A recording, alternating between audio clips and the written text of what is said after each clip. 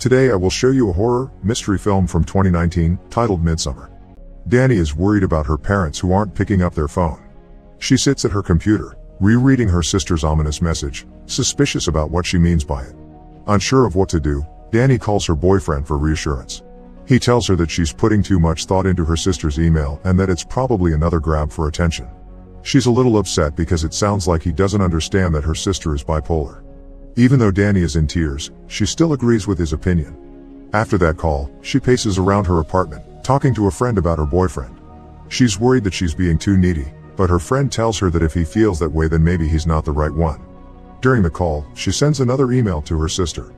Suddenly she gets a second call from an unknown number.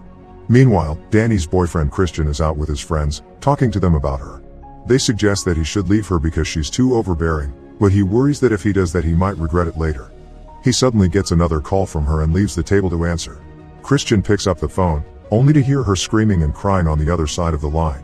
He walks to her apartment and later he's seen comforting her, as she continues to cry uncontrollably because her entire family died. Simultaneously, firemen are seen breaking into her parents' house. They find them dead in their own bed. Her sister has killed herself and taken them with her. A while later, Danny is lying on her bed, depressed. Christian comes in and tells her that he'll go to a party. She says that she'll join him, even though he's not particularly eager about that.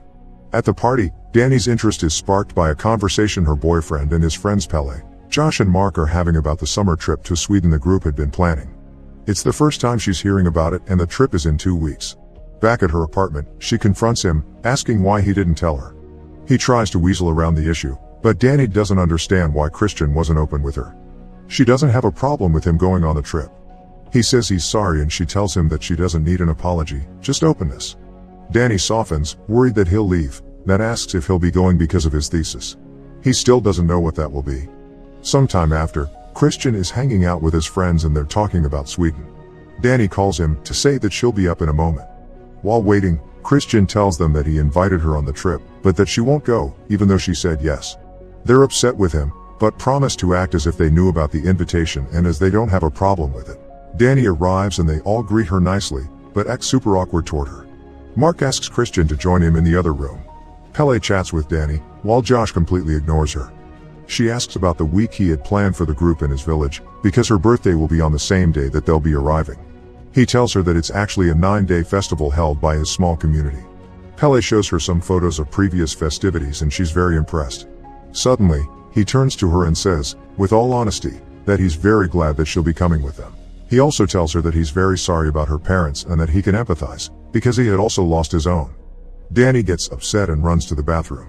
On the plane to Europe, Danny cries in the toilet. They arrive to Sweden and drive to Pelle's village located somewhere in the north of the country. The group stops in a field where all the other young people coming back home have gathered. Pelle is greeted by his brother Ingmar, who introduces them to his friends Simon and Connie. Ingmar gives them some shrooms and they all take it, even though Danny is reluctant at first. Later, they sit under a tree and feel the effects of the drug. Mark is not having a good time. Pelle guides them through the experience, talking about the nature surrounding them. Danny hears distant singing and freaks out. She walks by a group of people and they all laugh at her. Ingmar tries to calm her, but she runs to the bathroom.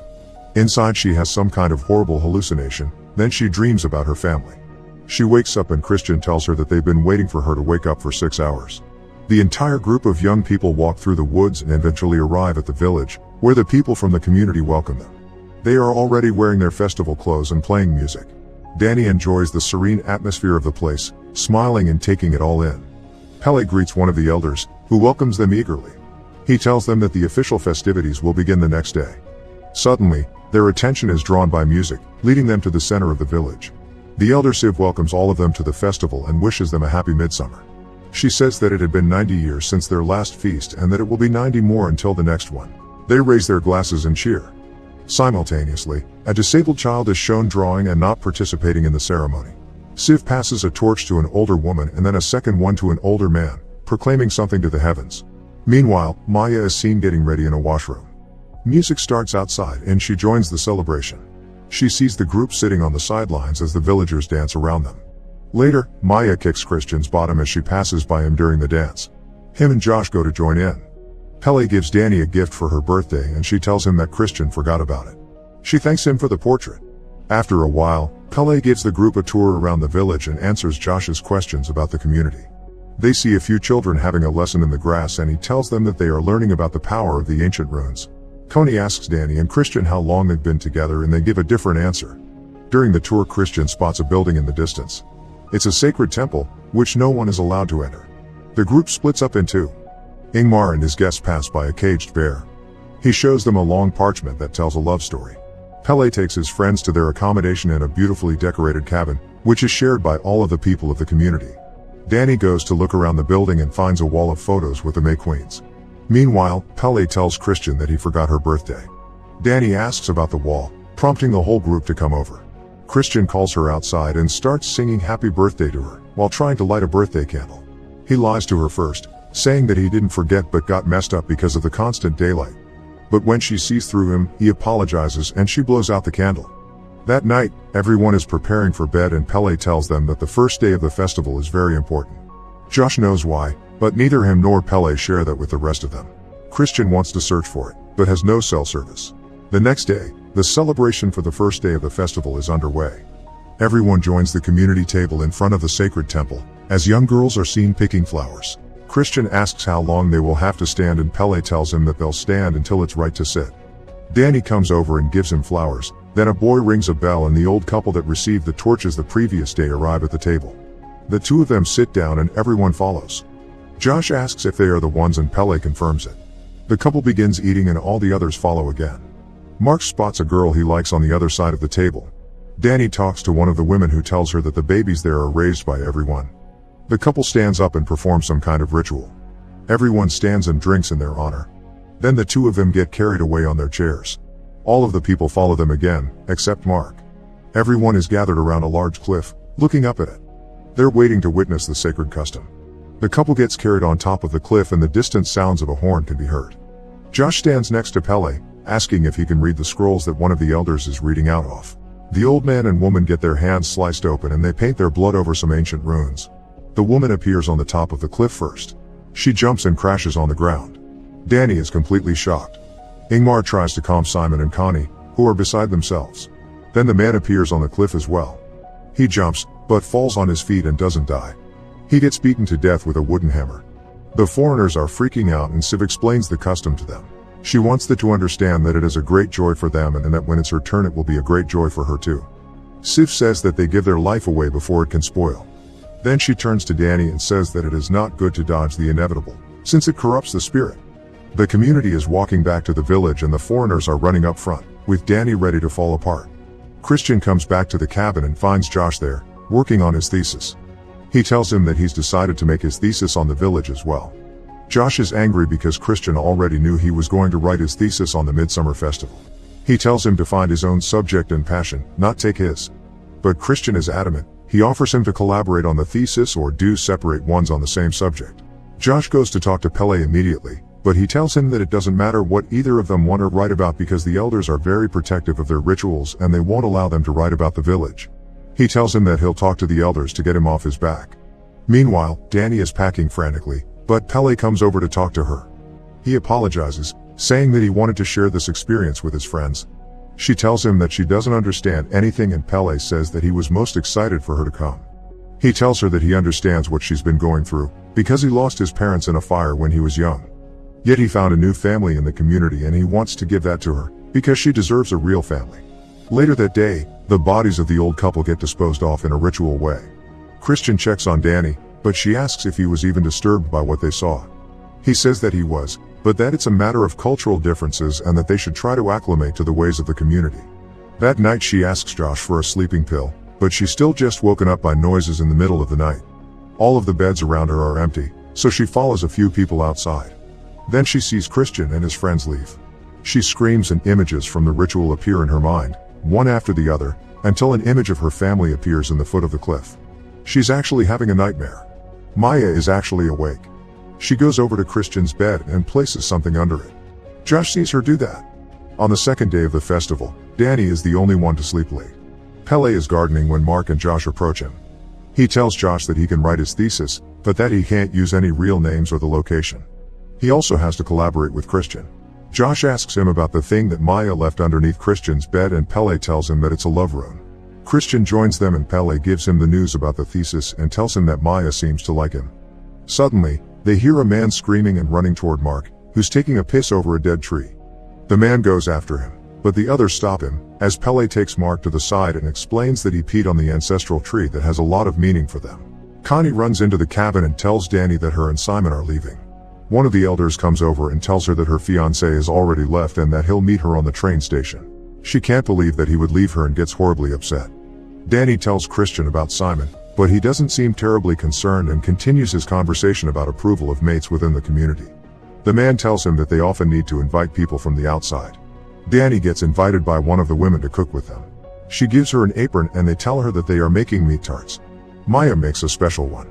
Meanwhile, Josh has a conversation with one of the elders about their sacred scrolls. The scrolls always have blank pages near the end, because they are ever changing. Their last iteration is written by the disabled child. He draws on the blank pages and the elders interpret it. The elder tells him that all of their oracles are deliberate products of inbreeding, so that they have unclouded minds open for the source. Mark lurks around the sacred temple, looking for the girl he likes, when a child calls him for dinner. They get served meat pies. Danny asks if anyone has seen Connie and one of the villagers tells her that he drove her to meet Simon at the station. Danny doesn't understand how he could have left her like that and comments that she could see Christian doing that. The man that got upset about Mark pissing on the tree is still angry about it. Josh and Christian argue as well. He takes a bite out of the pie and finds a pubic hair in it, then looks at Maya. Mark gets called away by the girl that he likes. That night, Danny asks Josh for another sleeping pill. Later, he runs over to the cabin where the scroll is kept and starts taking pictures of it. Mark catches him doing it, but as Josh moves closer to him he sees that there is something wrong. Suddenly, he gets hit over the head. The disabled child approaches the unconscious Josh wearing Mark's face. Christian wakes up the next day and sees that Josh is gone from his bed. At breakfast, Danny asks about Mark and Josh, but he says that he's not too concerned. One of the elders proclaims that the scroll had been stolen and asks that it gets returned safely. After breakfast, two of the elders approach Christian and Danny, saying that it's suspicious that two of their friends ended up missing the same day. Christian throws Josh under the bus, but Pele says that he feels responsible. Danny is sent off with the other women and Christian has to go to meet with Siv. A special tea gets prepared for the young women of the village, which Danny drinks as well. The ritual which they call the competition is about to begin, when Danny realizes that the tea probably had mushrooms in it. An older woman proclaims the beginning of the competition and the women start dancing in a circle. Meanwhile, Christian is at Siv's home looking at the iconography on her walls. They sit opposite one another and she immediately tells him that he had been approved to mate with Maya. The women continue dancing and one by one drop down and out of the competition. Christian joins the crowd that watches the dance and one of the women gives him some of the mushroom tea. He glances at Maya and drinks it. Meanwhile, Danny keeps getting dizzy while dancing, but she doesn't stop or fall over. Only 3 of them are left, when she suddenly starts speaking in Swedish with one of the other girls. As they laugh and dance, the other 2 run into each other. Danny is the only one left. Everyone stands up and circles her. The older woman crowns her as the May Queen. She gets her picture taken and as they walk her away, Pele comes over and kisses her. They lift her in the air and take her to the table. Danny sits at the head and everyone follows her every move. When Christian sits down, she begins to eat and everyone else does as well. He doesn't understand what's happening and starts feeling the effects of the tea. The entire village cheers for the May Queen. They tell her that she's part of the family now. Maya calls Christian to follow her into the barn and Danny notices that there's something happening. Siv tells Danny that she has to bless their crops as the queen and doesn't allow Christian to come with her. She enters a carriage, being pulled by some of the young women from the village. As she's driven away, Christian gets asked to go to the barn again as the rest of the villagers stand for him. Danny blesses the crops in a traditional ritual, while Christian is being prepared by the elders to mate with Maya. They drug him again and lead him in, where the girl is waiting for him together with other women. Danny is still performing the blessing ritual. Christian makes love to Maya as the other women sing to her and to him as well. The May Queen comes back to the village and one of the women tells her that Siv is expecting her. She hears something happening in the barn and goes to check what it is, regardless of the woman's pleas not to. Danny peeks inside and sees what is happening, then goes outside and starts screaming. The women take her away and get her to her bed. She freaks out and the other women start mimicking her cries. Christian is done with his part of the ritual and storms out of the barn. He gets confused and disoriented, trying to run away, when he sees a foot planted in the garden. Christian hides in a shed where he finds Simon's dead body. An elder sneaks up on him and drugs him again. He gets woken up by a woman who tells him that he can't speak or move. The final midsummer ritual begins, with Danny at its head. Sif proclaims that 9 sacrifices will be made to the village, 4 of their own, 4 foreigners and 1 chosen by the queen. 2 of their own have already given their lives and 2 have volunteered, one of which is Ingmar. Pele is honored for bringing them new blood. Danny has to choose the last of the 9. It is between a local and Christian. She makes her choice. The bodies are being taken to the sacred temple at the foot of the village and are carefully placed inside. The final is being prepared by the elders and a few children. They open up the bear's body and place Christian inside of it, still alive. The elders bless the offering and give the 2 villagers drugs. The temple is ritually set on fire as the entire community is gathered outside witnessing the offering. Everything inside gets burned away and the villagers convulse and cry, feeling the pain of their people inside. The May Queen looks onto the burning temple and cracks a final grin.